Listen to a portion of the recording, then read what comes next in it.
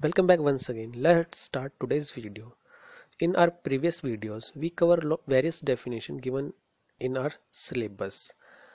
Now we are move forward and start a new topic given under section 6 of Income Tax Act 1961.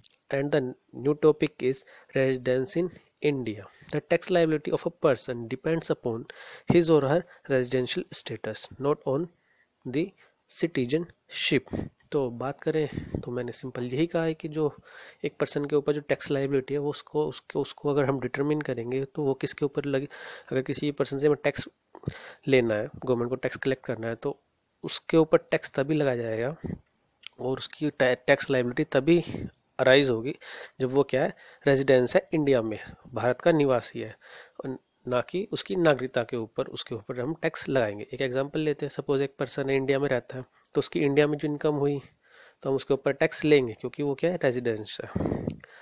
अगर कोई foreign का person है, foreigner है, वो उसकी कोई इनकम हो रही है, फॉरेन से इनकम हो रही है, तो हम उसके ऊपर टैक्स चार्ज नहीं कर सकते क्योंकि वो रेजिडेंस इंडिया में उसका नहीं है।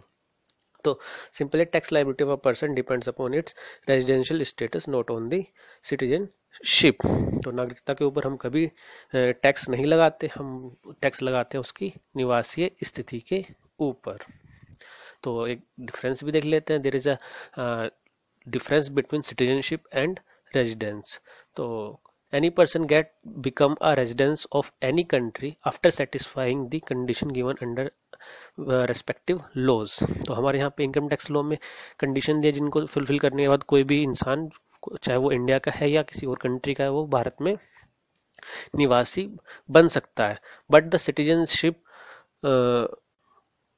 Comes in hand after by birth और बाई दी लॉ। तो सिटीजन हम बन सकते हैं बाई दी बर्थ और बाई दी लॉ। दो ही तरीके हैं एक कंट्री का सिटीजन बनने के लिए, या तो आपने उस कंट्री में बर्थ जन्म लिया हो या फिर आप लॉ के अकॉर्डिंग उस कंट्री के सिटीजन बन सकते हैं। तो ये तो बात है सिटीजन। और एक जो सिटीजन होता है उसके पास वेरियस राइट्स होते हैं, जबकि रेजिडेंस के पास वो राइट्स नहीं होते। सब वो राइट टू वोट, एक सिटीजन होगा तो उसके पास राइट टू वोट होगा, बल्कि जो और अगर ऑन दी अदर हैंड अगर कोई रेजिडेंस होगा तो उसके पास राइट टू वोट नहीं होगा। तो एक सिटीजन है वो वेरियस राइट्स को एंजॉय करता है, जबकि एक रेजिडेंस बहुत सारे राइट उसको नहीं मिलते। वो सिर्फ वहाँ पे रहता है और अपने बिजनेस के पर्पज से लिए रहता है या फिर घूमने के पर्पज के लिए रहता है, तो उसका पर्पज कुछ भी हो सकता है। बट जो सिटीजन है वो, जैसे suppose we are the people of India, तो we are citizen as well as residence. बस अगर कोई फॉरेन का पर्सन आगे यहाँ पे रहता है तो he or she only a residence not citizen.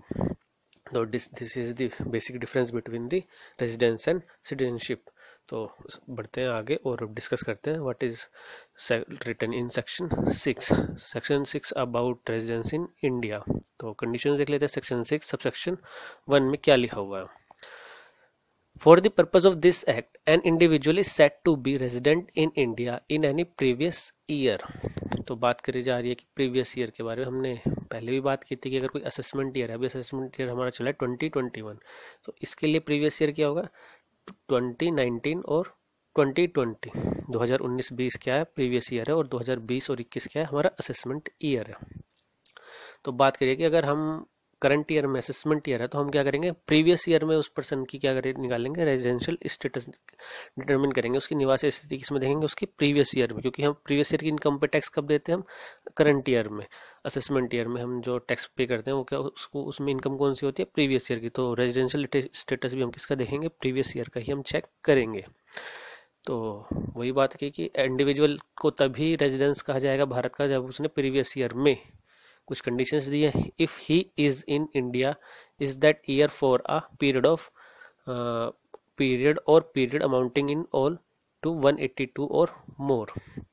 Simple कहा गया है कि सबसेक्शन 6 सेक्शन 6 सबसेक्शन 1 और क्लोज ए में लिखा हुआ है कि अगर कोई पर्सन है प्रीवियस ईयर में भारत में 182 दिन 182 डेज या फिर उससे ज़्यादा दिनों तक रहा है तो वो क्या बन जाएगा, रेजिडेंस बन जाएगा। सपोज कोई बाहर फॉर पर्सन है, वो 182 डेज और उससे ज़्यादा इंडिया में रहा है तो वो क्या हो गया, रेजिडेंस हो गया इंडिया का। या और जो ये क्लोज बी ओमिट हो चुकी है। बात करते हैं क्लोज सी में क्या लिखा हुआ है, having with in the, suppose अगर वो 182 डेज तक ना रहे इंडिया में तब क्या होगा, तो उसके लिए क्लोज सी गिवन है हमें, having within the 4 year preceding that year been in India for a period of amounting in all 365 days or more is in India for a period of or periods amounting in all to 60 days or more in that year। तो इन जो जो ये यहाँ पे word use है in that year, तो जो in that year जो ये किस ईयर की बात हो रही है, ये बात हो रही है प्रीवियस ईयर की। तो उसने कहा कि प्रीवियस ईयर अगर वो 182 डेज नहीं फुलफिल कर पाता है कंडीशन प्रीवियस ईयर में, तो उसके लिए रिलैक्सेशन है कि चलो 182 डेज तक आप नहीं रहे इंडिया में, तो हम आपके लिए क्या करेंगे, आपको 60 डेज तक आपको रहना है, 60 डेज तो आपको रहना है इंडिया में। और उसके साथ एक कंडीशन और लगा दी कि जो आपका प्रीवियस ईयर है उससे पिछले 4 साल तक आपको मिला के 365 दिन तक इंडिया में होना चाहिए, उसी के बाद आप क्या बनोगे, रेजिडेंस बनोगे। तो दो कंडीशन है, आपको दोनों में से एक फुलफिल करनी है, तो आप कंडीशन एक फुलफिल करो या फिर कंडीशन बी आपने फुलफिल कर लेनी है।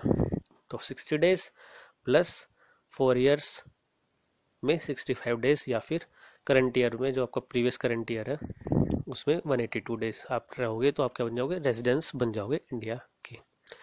बात कर लेते हैं इसकी कुछ एक्सप्लेनेशन। तो एक्सप्लेनेशन में सिंपली क्या गिवन है, इसके जो रूल्स हमने अभी डिस्कस किए सेक्शन 6 सब सेक्शन 1 क्लोज ए और बी में, और ये जो स्पेसिफिक जो एक्सप्लेनेशन है वो गिवन दी हुई है क्लोज बी को लेके। तो यहाँ पे कुछ गिवन है उसको देख लेते। Been a citizen of India who lives India in any previous year as a member of crew of Indian ship, तो कोई उस सिटीजन के बारे में कोई ऐसा नागरिक है उसके बारे में बात किया, अगर वो प्रीवियस ईयर में भारत छोड़ देता है, किस पर्पज से, क्योंकि वो इंडियन शिप पे as a crew member work कर रहा है, for the purpose of employment outside India, फिर काम करने के लिए भारत से बाहर चला जाता है। The provision of sub clause C shall apply in relation to that year if the word 60 days occurring therein the word 182 days has been substituted। तो जो क्लोज सी में गिवन है 60 डेज जो गिवन है उसकी जगह पे हम 182 डेज यूज करेंगे। ये यहाँ पे लिखा है कि अगर कोई सिर्फ किस केस में, अगर वो मेंबर है, क्रू मेंबर है और एम्प्लॉय क्रू मेंबर है फर्स्ट, और दूसरा एम्प्लॉयमेंट के लिए इंडिया से बाहर जा रहा है, तो उस केस में जो 60 डेज वाली जो कंडीशन है उसकी जगह पे हम क्या यूज करेंगे, 182 डेज यूज करेंगे। Being a citizen of India or a person of Indian who have been outside India comes on a visit to India in any previous year, the provision of subclause C shall apply in relation to that year as it for the word 60 days occurring therein the word 182 days has been substituted। तो simple बात की गई है यहाँ पे person of Indian origin के बारे में। और पर्सन ऑफ इंडियन ओरिजिन कौन होता है, अगर किसी के पेरेंट्स और ग्रैंड पेरेंट्स अनडिवाइडेड इंडिया में बोर्न हुए हैं या फिर उससे संबंध रखते हैं, तो उनके जो एंसेस्टर होंगे उन्हीं को क्या कहा गया है, पर्सन ऑफ इंडियन ओरिजिन कहा गया है। तो उसके बारे में बात करें, सपोज कोई जो इंडिया गॉट इंडिपेंडेंट इन 1947, तो उससे पहले क्या था, जो पाकिस्तान और बांग्लादेश और इंडिया थे ये सब क्या है, एक ही कंट्री थी। तो उस टाइम पे अगर कोई पाकिस्तान में, मतलब उस टाइम पे अगर जो करंट में पाकिस्तान है वहाँ उस इलाके में भी कोई अगर बोर्न हुआ है, तो उस पर्सन को भी क्या कहा जाएगा, पर्सन ऑफ इंडियन ओरिजिन कहा जाएगा। तो उस पर्सन के बारे में, तो अगर उस केस में भी सेम रूल अप्लाई होगा कि जो 60 डेज वाली कंडीशन है उसकी जगह पे हम 182 डेज यूज करेंगे उसकी जो रेजिडेंशियल स्टेटस कैलकुलेट करने के लिए। So this is all about the section 6 subsection 1 clause A and C and its explanation. बात करते हैं सबसेक्शन 2 की। तो हम भी studied a definition of person in our first video. तो पर्सन में क्या क्या इंक्लूड होता है, individual, HUF, company, AOP, BOI, local authority, artificial person। तो these all are included in the definition of person। तो अब in section 6 subsection 1 we cover the rules to determine the residential status of individual। Now we see the rules of HUF, what are the condition to become a resident of India in case of HUF, Hindu undivided family case में किस तरह से उसका residential status determine होगा, निर्धारित कैसे किया जाएगा, उसके बारे में देख लेते हैं। तो section 6 subsection 2 tells about the condition in case of HUF. A Hindu undivided family, firm or other association of person is said to be resident in India in any previous year in every case except where during that year the control and management of its affair is situated wholly outside India. तो यहाँ पे किस किस की बात हुई है? Hindu undivided family, firm और एसोसिएशन ऑफ पर्सन के बारे में बात की। अगर इन तीनों का को रेजिडेंस ऑफ इंडिया, भारत का निवासी तभी कहा जाएगा प्रीवियस ईयर में जब जो इनका कंट्रोल एंड मैनेजमेंट पूरी तरह से क्या हो, भारत में स्थित हो। तो यहाँ पे जो लिखा हुआ है, यहाँ पे लिखा हुआ है कि except where the during that year the control and management of its affair is situated wholly outside India. तो वुली आउटसाइड, तो उस कंडीशन को छोड़ के, जब उनका जो कंट्रोल एंड मैनेजमेंट पूरी तरह से भारत से बाहर है, उस कंडीशन को छोड़ के सभी कंडीशंस में क्या होगा, HUF फर्म और एसोसिएशन ऑफ पर्सन क्या होंगे, भारत के निवासी कहे जाएंगे। तो इसको दूसरी तरह से इस तरह से भी बोल सकते हैं कि अगर उनका जो कंट्रोल एंड मैनेजमेंट है अगर पूरा भारत में है या फिर पार्शली भारत इंडिया में है, राइट, तो भी वो क्या होंगे, रेजिडेंस ऑफ इंडिया कहा जाएगा। उस केस में भी इनको रेजिडेंट ऑफ इंडिया कहा जाएगा। बात कर लेते हैं in case of company, section 6 subsection 3। A company set to be a resident in India in any previous year. तो कोई कंपनी है वो प्रीवियस ईयर में रेजिडेंट ऑफ इंडिया होगी, कब, उसकी कंडीशंस हैं। Clause first, it is an Indian company, अगर वह भारतीय कंपनी है तो भारतीय कंपनी कब होगी, when it is registered under the companies act 9। जो पुरानी कंपनीज थी तो उनके ऊपर 1956 अप्लाई होता था, अभी जो चेंज हो गया है तो Indian company act 2013 replaced the company act 1956। तो अब जो कंपनी रजिस्टर्ड होंगी वो न्यू एक्ट के अकॉर्डिंग होंगी, जो कि हमारे पास है 2013। तो अगर कोई कंपनी इंडियन कंपनीज एक्ट 2013 के अकॉर्डिंग रजिस्टर्ड है तो it is an Indian company. और एक कंडीशन और है, और its place of effective management in that year is in India. तो वर्ड यूज हुआ इफेक्टिव मैनेजमेंट। तो इफेक्टिव मैनेजमेंट का मतलब क्या है कि जो पावर टू टेक डिसीजंस कहाँ पे है, अगर power to take decision India में है तो he is also become an Indian resident. Explanation देख लेते हैं। For the purpose of this clause, place of effective management means a place where key management and commercial decision that are necessary for the conduct of business of an entity as a whole or in substance made. तो वही बात जो भी मैंने बोली कि जो उसके जो इफेक्टिव मैनेजमेंट से मतलब क्या है कि जो take to decision, power to take decisions कहाँ पे है, अगर इंडिया में है तो ही उसको क्या कहा जाएगा, Indian company, resident of India कहा जाएगा इन केस ऑफ कंपनी। बात कर लेते हैं सेक्शन 6 सबसेक्शन 4 के बारे में। Every other person is set to be resident in India in any previous year. तो एवरी अदर पर्सन कौन, तो एवरी अदर पर्सन में कौन कौन हमने क्या क्या कवर कर लिया, हमने इंडिविजुअल कवर किया, हमने HUF कवर किया, हमने फर्म कवर कर लिया, हमने एसोसिएशन ऑफ पर्सन हम कवर कर चुके हैं, हमने कंपनी कवर किया। तो 5 जो पर्सन सब हमने कवर कर लिए। तो अब जो बचा क्या, आर्टिफिशियल पर्सन बचा और लोकल अथॉरिटी के बारे में सिंपल यहाँ पे बात की गई है।